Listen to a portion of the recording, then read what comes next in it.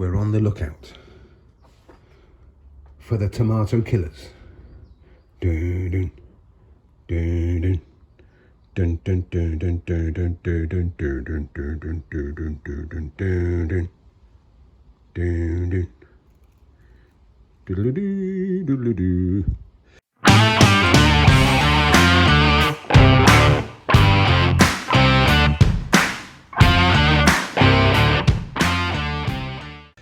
I just found him.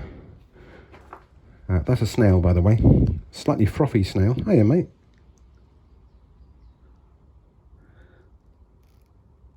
They're kind of beautiful, aren't they? I think you're beautiful. It's just unfortunate that you're tending to eat our tomato plants here, and we can't be having that. So lots of ways to try and deter or possibly even kill slugs and snails.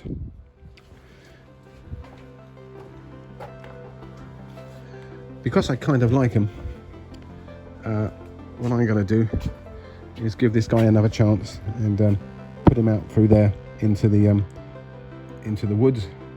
I have heard rumours that actually if you leave a little a paint mark on their shell, that you will find them back. You better recognise them. I've had a good look at him. I think I'd recognise him if he comes back. So I'm going to let him go. Give him a second chance over there in the woods, the other side there, and we wish you good luck, mate. So just after I sent that snail off to its new home, I discovered this bad boy.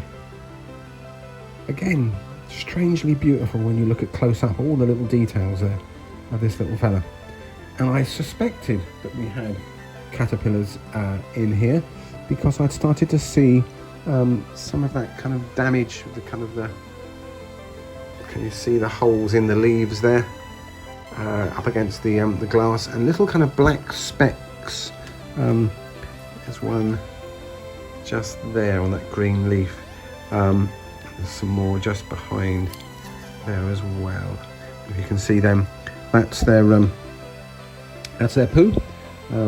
So I've been gardening long enough to start to recognise how exciting, different types of poo. That looks like caterpillar poo. So I suspected that we had some unwanted guests in here. So I'm just wondering, are there any more? We found the one culprit. Are there any more? So as well as poo, sometimes curled up leaves can be evidence that you've got insects there. I've just been removing more and more of these leaves in here because that helps with the airflow and therefore helps prevent fungal diseases like the dreaded blight. And as I was pulling a leaf out to trim it off, I could see it had been it's got quite a few holes in the leaf, so I knew that there'd been caterpillars around. And you see him.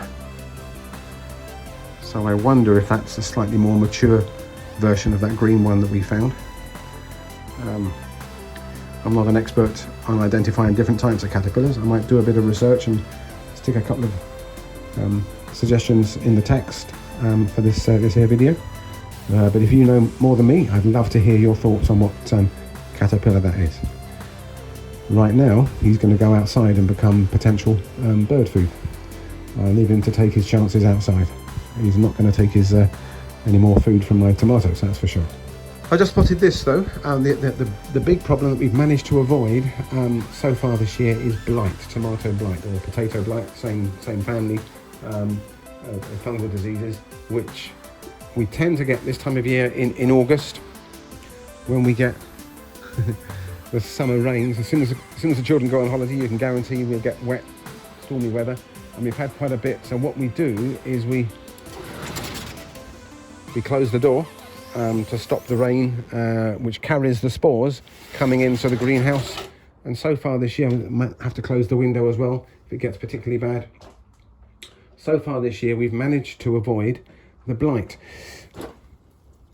That is similar to the look that you get with blight, but it's not blight. But I'm just going to cut those off. There's another one there. They probably just got scorched when we had a heat wave a few weeks ago. So here's my scissors. Hiya, mate. All right. So let's follow this leaf back. There he is. There's a little side shoot coming there as well, so we'll take him out in a minute. So it's going to take out that leaf and take out that little side shoot that's coming as well. Can you see him? We don't want him, so get him out of the way. There's another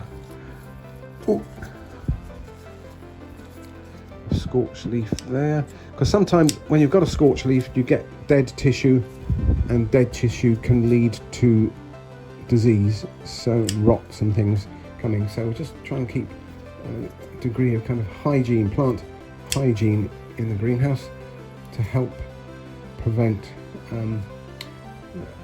disease getting a foothold, really. Well, this is the difference that being outside exposed to the rain here in the western UK can make. The difference is that well, the blight has completely ruined this lovely bush tomato. The problem, first signs you get are probably little kind of dark brown blotches like this on the leaves and the stems, and if it's exposed to damp conditions, to rain and to wind, particularly if it's coming from the west here in the UK, it just brings the spores of the disease. I always liken it and kind of remember the Irish potato famine, because that was potato blight, wasn't it, that caused that, and this is a relative, if not the same disease, same family, and potatoes and tomatoes. And well, you can imagine how those guys, 100 years or more ago, felt when their crops were completely wiped out. I mean, we're just doing this for well, a bit more than fun, but our lives don't depend on this for a crop, fortunately. So that's completely ruined. Just over here, let's have a quick look.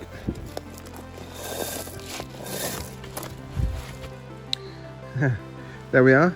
We've got some tomatoes, that's our sun gold there, that are doing okay. There's no sign of blight there, and the only difference is they're protected by the polythene tunnel, and we're keeping that door closed. Even though it may get too hot on occasions, the plants can just about survive that because they're in a little bit of shade here. So we're preventing the disease getting in and doing that. Now, this disease on here is releasing spores, so we're going to dig this up, put it into a black plastic bag, and put that with the rubbish. We're not going to get that recycled. It's not going to go anywhere near our compost heap.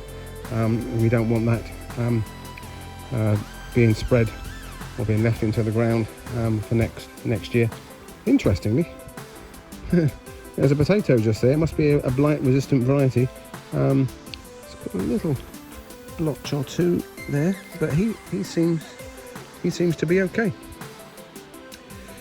So that's what potato blight can do. So there we go. So some of the pests and problems that you can get with tomatoes through the season. Slugs and snails, they can be a problem from day one.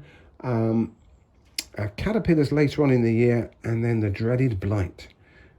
Trying to avoid using any chemicals whatsoever as we grow our rather lovely tomatoes.